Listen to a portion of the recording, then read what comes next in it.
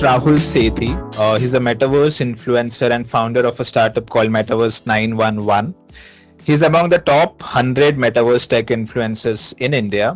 He has coached 3,500 plus professionals and over 2,500 students on Web3 and metaverse.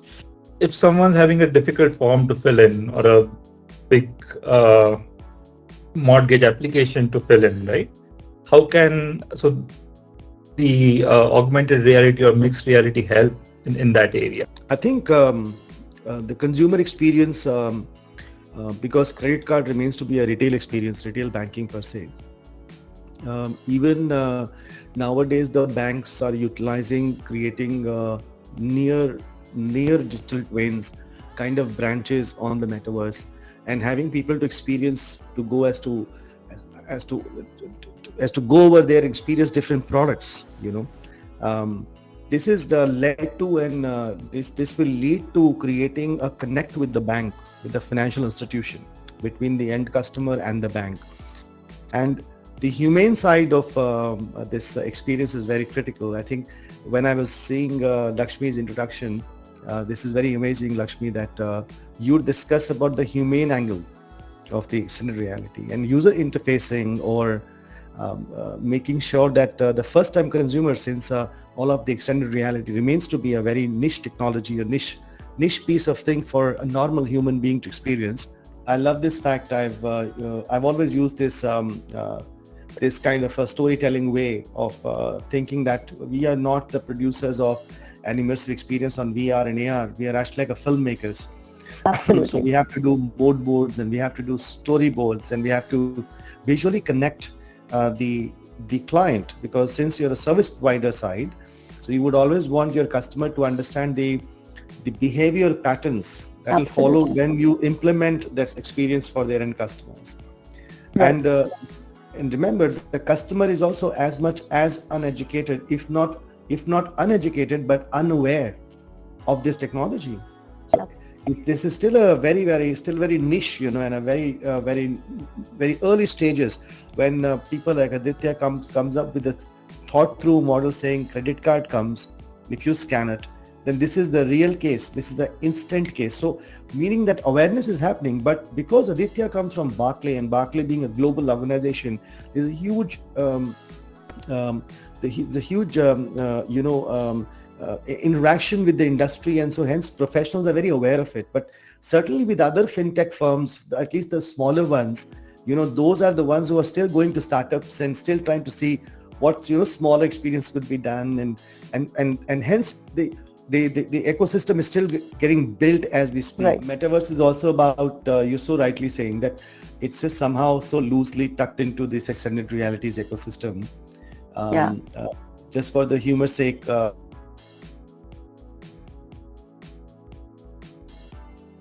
they were giving me a bouquet, and then after that bouquet, they had me sit in the center of the stage, and then they, said, "Okay, you're the first person to talk." And then I could see they're just talking about me for 15 minutes, giving my introduction. The first line I said, "Listen, I am not so used to of this much of respect." Till Mark Zuckerberg picked up that thing and called metaverse, I suddenly became important. I've been doing extended reality for 3 years. I worked for over 40 brands. Nobody was talking about it. But I did metaverse before. Everybody wants to talk about it. So you're so right that metaverses are used for a lot for marketing. And even for that matter, digital twins are nowadays called metaverses. That's sometimes a very sad state of it. But I'm glad that this question has sort of clarified. If people have any questions around to the audience, I don't know what time do we open up the chat, but as soon as we open up the chat, and if people have any questions around the metaverse, Lakshmi is an expert, extended reality, etc. Happy to have those questions being answered by the panelists. And Aditya, this definitely has an impact. The metaverse as a term now, and I'm not going to discuss marketing side of it, because Barclays is practically going to be doing a lot in XR and other things. With 400 startups, I was amazed when I heard that 400 odd plus startups are already working with Barclays on fintech in many areas. I'm sure extended reality, metaverse also would be a small part of that, if anything. How do you see metaverse is playing a role in the financial services domain per se at a high level, Yeah. for the audience. Over to you. Um, uh, if you see again, right, going back to the point that I made earlier, banking goes where the customers are, right? And technology is essentially an enabler of that. So the way we have different channels today, metaverse becomes another channel in the whole omni-channel experience. And it brings multiple layers of engagements with the customers. So it can just be a virtual branch, as simple as that, right? Or it can be a an avenue to say that as a bank we want our clients to have healthy habits in terms of spending, earning, investing, right? So can I do something which is engaging enough for someone to come and learn those things, right? And then we partner with them in their journey. Uh, Third is, as I talked about earlier, we can train people about new products. So if you want to show something, if there's a new product, instead of showing an Excel sheet of it's working, can I actually walk you through it, right? Can I actually make you immersed in that whole experience, so that when you come out of it, you have far better clarity, and you've kind of lived that to say, oh yes, I want that, right? Uh, and then what we also want, any financial institution, is to have customers who are with them long term, right? You start small, you start with once you enter the college, but you want to be with that particular customer when that person retires and enjoys the other part of his life as well, right? So if you want to get there, I think that the emerging technologies are a good place to go to the young millennials or whoever will even come later on, right? So that's where I think how the metaverse experience will shape. It'll take a bit of customer call handling in a certain way. Uh, Branch, again, as I said, it'll touch across multiple planes to give that complete experience to the customer. And when Lakshmi was speaking, I suddenly remembered one of the ads which is running on the Indian television, where they're talking about an app, but the person goes to the branch to have a personal connect with the banker, right? So can metaverse actually be the enabler for that, even without walking into the branch? That's a question we'll answer over a period, but let's see how it goes. Aditya is taking all the inputs from Lakshmi about creating a movie.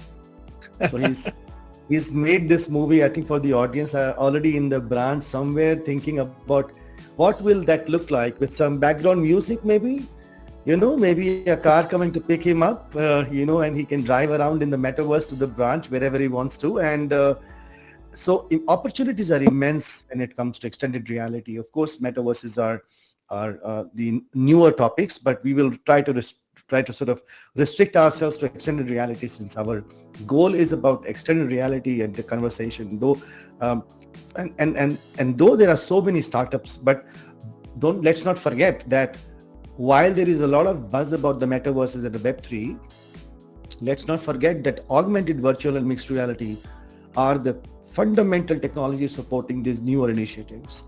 And startups in this industry are all, as per my sort of experience, startups they are all everywhere, looks like, because I work with a few startups, and when they talk to me, they're everywhere. Andrea, for you, because from a financial investment perspective, because every extended reality company needs a lot of capital to grow. This is a highly capital intensive industry per se. I think from an investor standpoint, what are your 2 or 3 advices, that you would like to give to the startups before they come to you and you have to spend many more hours to then go and mentoring them? What are the 2 or 3 advices? Over to you, Andrea. Thanks. Okay. First of all, of course, everyone is on the hunt for money these days.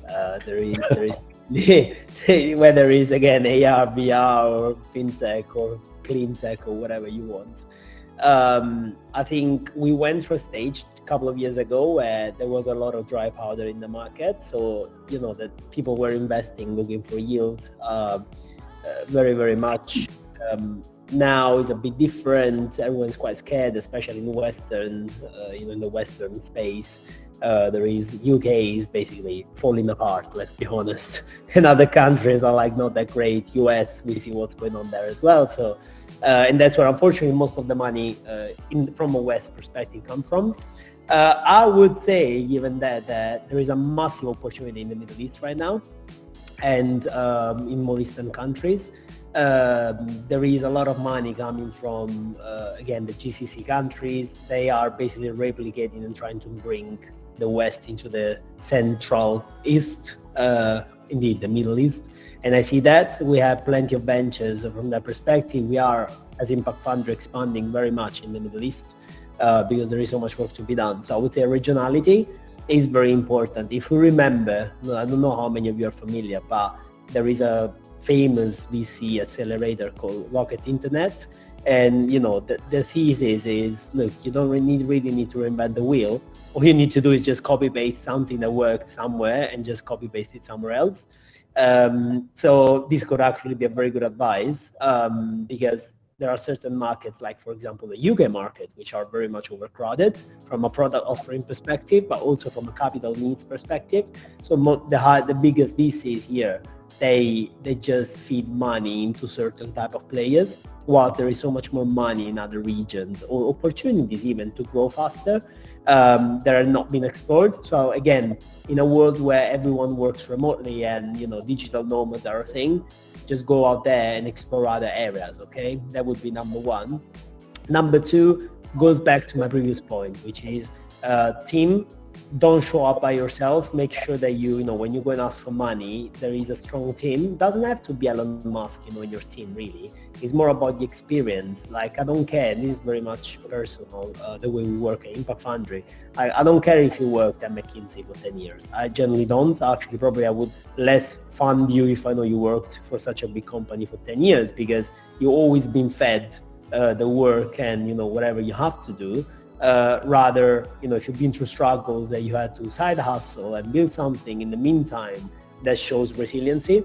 So that's, make sure that when you tell your story as a founder, you are able to convey a message that says, look, I'm not just a kind of a rich kid or something like that, but I am more someone that is hands-on and can grow a business, can go through struggles, can go through hurdles, and be able to convey this story. And then finally is the business model and the relationships. Business planning is a hateful process. It really is, as much as financial forecast and pitch deck building, because it's very manual and, you rather be there building your product than building a piece of paper. But truth is, the way venture capital works, it works mostly by introductions, but there is only so many people you can be introduced to. So the rest is a quantity where you have to deal with people that really don't know you. So how do you manage to convince these people to give the money when they don't know who you are? And they can do two things: making friends with you and understand who you are, but also look at your business plan and understand, okay, do you actually understand what you're doing? Do you have a vision? Do you have a clear plan on how to achieve the revenue and potentially an exit? So these would be my three advice really. Then there is more, of course, but I would keep it at this level. Maybe we'll leave for the questions afterwards. Wow. So I was I was telling you before also, the more detailing you do, the more questions we get. Okay. So Andrea, thank you very much. Thank you. It's so interesting hearing from you what a venture capitalist wants. It's so interesting that you are looking for a very legit team, the team that has gone through the struggles. They understand that how the businesses are never built around the comfort. Of course, there has to be someone who has to come out of the comfort zone and to be able to build it. And those advices are very important for startups. I think for all the people who even want to look at building a startup, one of my advices, just to add to what you said, Andrea, would be that don't go for an investment on day one. Don't think you start the business and on the same day you want investment. Exactly. Can I just add something? If the other Fine. panelists agree, I'll just Please. take a minute more if that's fine. But Please. two things. Number one, you mentioned the team. Like, I don't need a large team. I need a strong team. Very different things. Exactly. Because to me, can show up 3 people. Okay, I don't mind as long as these 3 people are actually very strong. And it's the case of a company that we worked with 8 months ago. And they were in the blockchain space. It was literally 3 of them, but they were all coming from banking, Celsius, just to name one, which defaulted, but still they went through that, and it was 3 of them that were extremely experienced and also very diverse, which is, by the way, another thing that I personally look at a lot. Like, I don't want a team to look all the same or to be like all the same. To me, it's very important, diversity. I mean, you look at Impact Foundry, go on LinkedIn, we are extremely diverse, and that's very important because it brings diversity of thinking as well. And that's one. And the second point is the money. Like, you don't need VC money from day one. Like, we think that you have to go out and give equity right away, but you really don't. Especially in 2023, like, there is so much that you can do for free. Like, seriously, you just Google it, and there is plenty of solutions to actually automate, build. You can build an app with no code. You know what I mean? Like, you don't need to hire a whole team or have a whole office when you can work remotely. Like, technology today allow us to do so much at such a low cost that really focus at the very beginning on your product. Okay, build the plan and find the right advisors. And the right advisors could be like us. Doesn't mean that we have to invest in your company right now, but create that network, because this is where the human power helps your business growing. But the advice comes before the money. And these things that a lot of people don't think that I see founders that just want the money and don't even evaluate who they're getting into business with, which is very, very wrong, because you're basically going to cannibalize your equity and your company without even knowing really who you're working with, kind of thing. And then maybe sometimes you sign deals and people give you money, and then there are some VCs, especially the big ones that do like mass investments.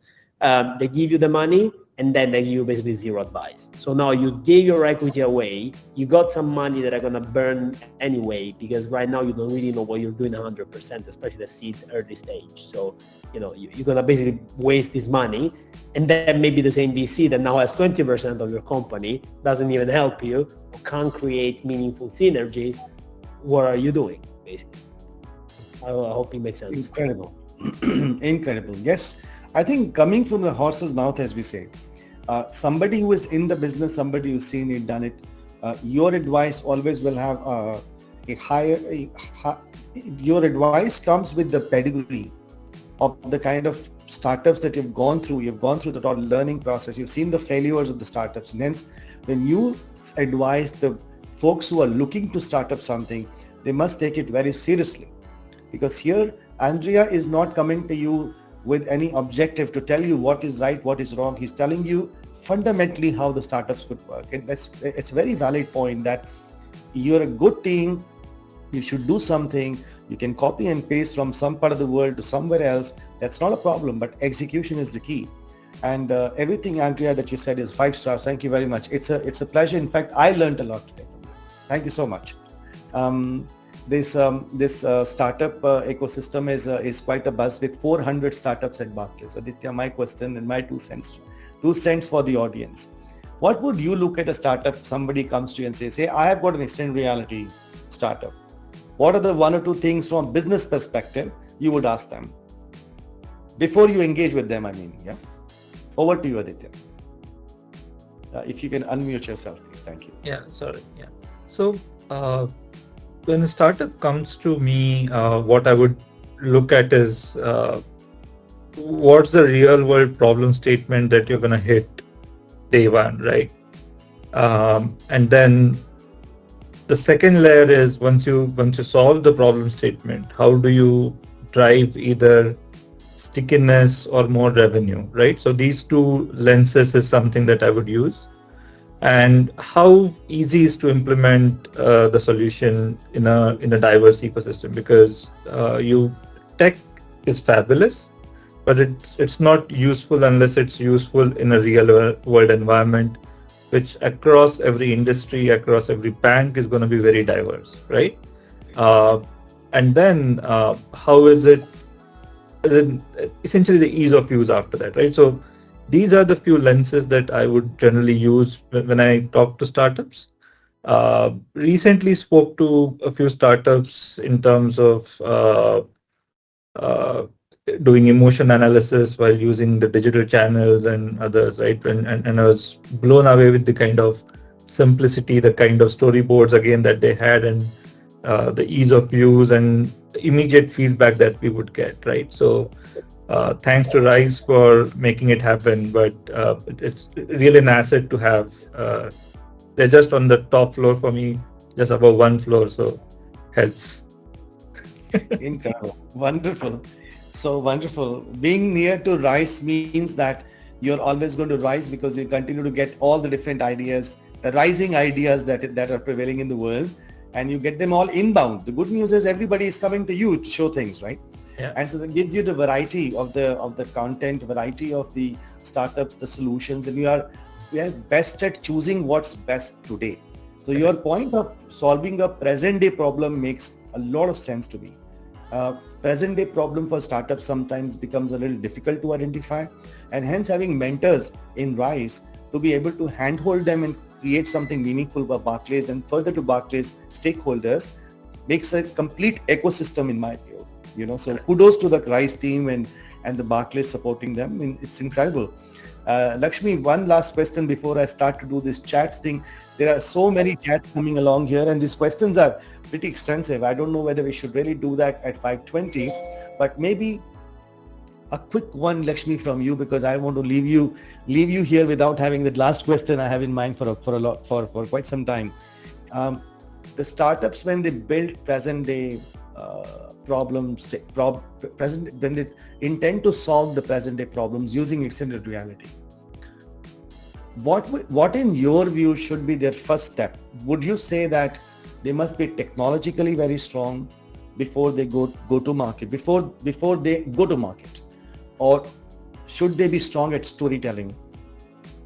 And number three, both are equally critical. Which one do you think a startup should focus most when they get started? So I have a bit of a biased answer for that because I come from a design background. I have like 15 to 18 years of experience in design. So storytelling or visual storytelling has been my forte right from the beginning. And I really feel that the stage at which we are in for the metaverse, the technology is so fast evolving that you of course need to be ahead in the game and have all the devices. In fact, your entire setup should be a museum of devices because it is so fast evolving. Every 6 months you have a new device that you want to try on with so and so capabilities. I think storytelling is the game changer because while everyone might have the technology or the devices, the one who takes the cake is the one who tells a powerful story. The one who hits the nail on the head is the one who is able to the needs capture the needs of the user and present the narrative through that whatever medium, whether it's MR or VR.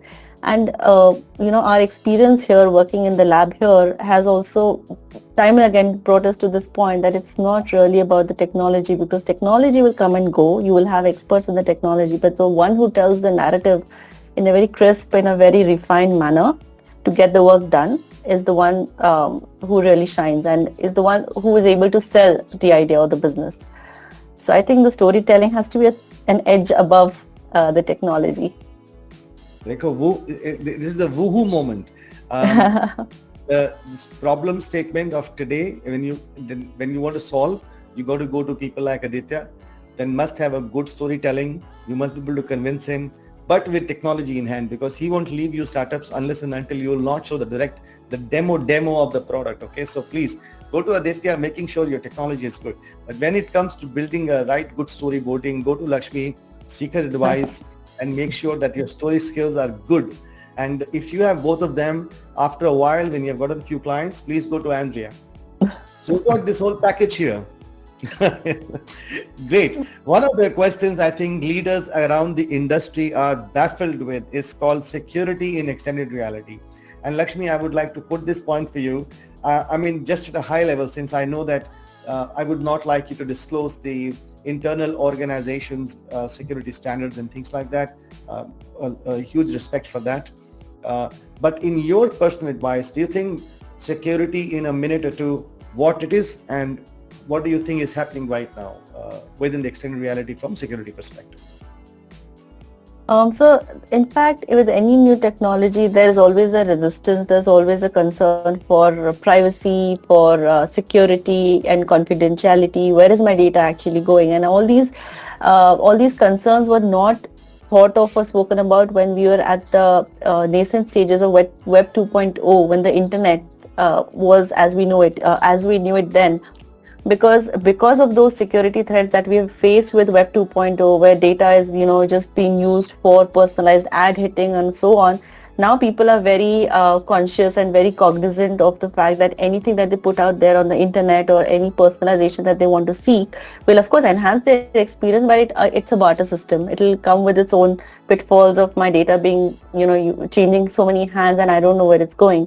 So I think a lot of those concerns are also being voiced when stakeholders come to us and say, this is the use case, all of this will be great. And coming back to Aditya's idea where he had mentioned it would be great to have an interactive space for a bank where the advisors and the customers can interact. And sorry to pop the bubble, but it is something that we have, without naming anything or disclosing too much, we have been actively looking at such use cases here at the lab. And in fact, VR is a great medium for those private one-to-one conversations. So coming back to security, yes, there is still a gray area as to where that data is being stored. And especially with devices such as these wearables, right? You have the VR headset, you have the MR glasses. A lot more biometrics is also being fed into the system. So now my gaze prompts, right? My gaze tracking, my gestures, it's very unique. My mannerism, it's very unique to me. It's my fingerprint. So unless I'm able to, or unless I'm willing to engage in these technologies with the knowledge that yes, all of this is being tracked, but in return, this is what I'm getting. It's an experience that I will be getting, which is unparalleled. So the way to deal with that, the ethics angle of it right now would be to inform the user that yes, this is the kind of data we are gathering from you, but this is how we'll be using it, and please rest assured that it's going to stay safe in our ecosystem. It's not going to be leaked, it's not going to be sold, we're not going to monetize it, we're not going to use it for marketing and advertising. So that reassurance is, I think, at the first level that companies and organizations and especially banks are doing. There are still certain use cases in the banking domain that are a big no-no, like what kind of conversation should I have in VR and what level of confidentiality does it offer me versus a physical space, right? I know if the door is closed, at most I have a CCTV camera watching us talk, but what kind of recording is happening? I'm still comfortable right now in the physical space because I feel things are under my control. In VR or in mixed reality, it's a game changer because I'm still very scared of the technology as a consumer. So it's up to the banks and other organizations, any other sector, to proactively say that yes, we're using it, but we're using it for these reasons, and this is what we're going to be doing with it, and this is how we're going to be protecting it. So I think it's a give and take, but data concerns are always going to be voiced. There's no two thoughts about that. Yes, you're right. You're so right. I think this all leads to the headset-driven, ecosystem. Andrea, this question is being ringing a bell, for quite some time. When Lakshmi was even talking before about the headsets, I want to ask you a question, very high level. Would you get more of extended reality hardware startups come for funding or early stage startups come funding, or is it mostly to do with products and services between the three? A very broad segregation, if you have in mind, which can help these people to know that, okay, hardware also is something that is a fairly big area to research and build on. So over to you, Andrew. Yeah, I think this is a very, very good question between hardware and software, right? If I get the question correctly. This is the thing. I think there is a reversal of the interest in the industries because we went from economy that was hardly manufacturing based a century ago. We moved into the digital economy. So now everything has to be tech in order to be scalable. But now, because of IoT, Lakshmi mentioned the devices and the biometrics. So because of IoT, because of devices that you need to get into the virtual reality, we're kind of converging again into actual manufacturing. And so now the manufacturing of tools is again something that is important. I think the difference is that the scale at which these things are produced now is very different. There are some countries where you can source technology, hardware very, very cheap. So it's not really hard. I think that to answer your question, there is two ways that people can go about it. Is you build a very unique piece of hardware, okay? And that can be part of the experience to enhance the software. But for sure it's easier to build the software part, right? So I don't know, me as an investor, if I'm correct, I haven't invested in anything that is doing hardware right now. Like they have some hardware as a byproduct, but it's not really disruptive, it's more functional. But me as an investor, I would be like, okay, what does your startup do? Software, we spoke about it earlier, so I told you. But if you show up with me with a piece of hardware, I would be like, okay, is this something that is going to grow in the next 5 years? Is this something that is going to sell? Is this something that is on vogue right now? Is this something that has a valid commercial model? But is this something that has a very strong digital model attached to that? There is something that came up recently. I don't know how many of you saw that. There is I don't know if it's commercialized everywhere, to be honest with you, but here in London I know it's a thing, because part of the investments that we have were in dating apps. So Tinder, Bumblebee, Bumble. Now there is a Thursday one, and there is another one that came about Ring. Like a physical item that says, okay, if you wear this ring, basically you're single. So I'm like, okay, what is the model there? Are you just giving me a ring, or actually there is a whole digital model behind that can be interesting and can enhance the experience? So you go back to anything that is hardware these days necessarily has to have attached a virtual digital component. You can go back even to BMW, right, who is issuing cars that change color based on what app you change, and subscription services that you can buy in your car. See, I'm going in a completely diverse space, which is automotive, and I'm not even a big expert of automotive, to be honest with you, but you see that the digital experience attached to everything. So again, sorry for going long, but back to your answer. So to answer your question is, well, the hardware, I think they're interrelated these days very much, and we are moving away from the only digital model. I truly believe that, and we're now getting into a third stage, which is the hybrid, right? And the hybrid implies you need the digital, but everyone can do digital, but because we're humans and we touch physical things, we're not in the matrix yet where they plug something in our heads, so we just go into the space, right? So we need the physical object. So how do you merge these two realities? That's where you can differentiate yourself. So if someone comes to me that offers 50-50, I would be more prone to invest than someone that does only digital, or someone that just brings me, okay, a very nice piece of design, but I don't do art in that. You know what I mean? Like I'm not Gucci. I'm not even interested in those things. Just to add to what Andrea said, right? If you have a minute, the hardware costs will come down drastically for the current set of hardware that we are looking at, and it's a matter of years, a couple of years, not even long term, where it will go down, right? Because once you have it, it's easy to replicate, right? The fun aspect is, would you go around with your Oculus headsets or any other VR headsets, right? Or would you, to again Andrea's point, would it be mixed? Would it be something which is functional in the real world but gives me a glimpse of the XR, right? Again, not going into which part of it. That's going to drive a lot more on the hardware. The price is going to come down anyway. And again, we have been through technology waves over a period, right? sub-$1,000 PC was a bad PC at a point in time, but you get fabulous hardware in sub-thousand now, right? So things will change over there. That's very good.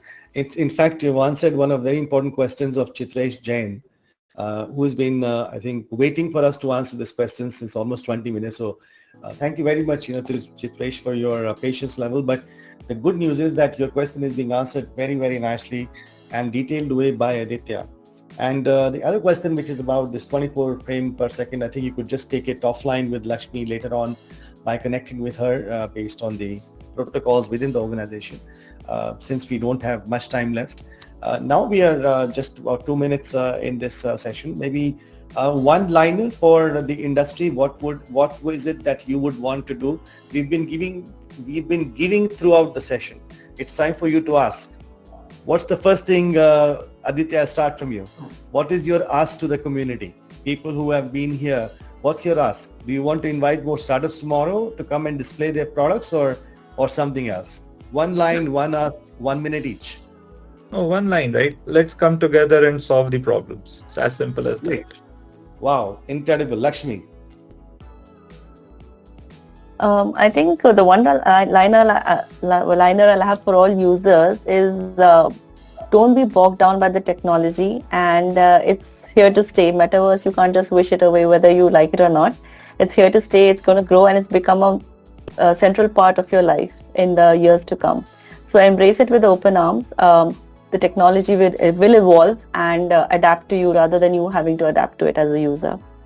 Yeah. Wonderful. Andrea.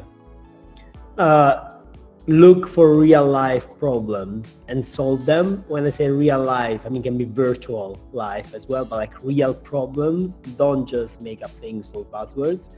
And once you find that, then come and see me, and maybe I can help you make it happen. Yeah, and then come and see me and I'll implement them here. Exactly. Don't show me like This is very good. Long Island iced tea cases. I'm not interested. And Andrea is very clear. Okay, Andrea has no confusion left. He's saying, listen, guys, build something, take help of Lakshmi, implement something, take help of Aditya. When you scale up, you're good, you're all set. Come to me, I'll fund you, take you out wherever you want. That's great. Good ecosystem. But guys, thank you so much, panelists. It's been an amazing, amazing conversation. I've been in the flow, and I think after a long time, really, truly enjoyed, being with such an esteemed panelist. Over to you, Akash, and thank you so much for audiences here. Much appreciated. Thank you. Akash, over to you. Great Thank you, moderation. Rrahul. My pleasure. Thank you everyone. I must say this was an extremely informative session. Thank you, Rrahul, for sharing the ship. Thank you, Lakshmi, Aditya, Andrea, for bringing to us such a compelling session. We hope you enjoyed the session as much as we did, and we hope to host you again in future. Definitely. Looking forward to. Thank you, Akash, and thank you, Rise, for All all right. that you do. Bye-bye. Thank you so much. Thank Have you, a good everyone. evening. Thank you. Thank you. Thank you, audience, for joining, and we hope it was insightful for each one of you. Hope to see you in our next session as well. Thank you very much. Bye. Have a good Thanks. evening, everyone. Bye. Bye. Thank you.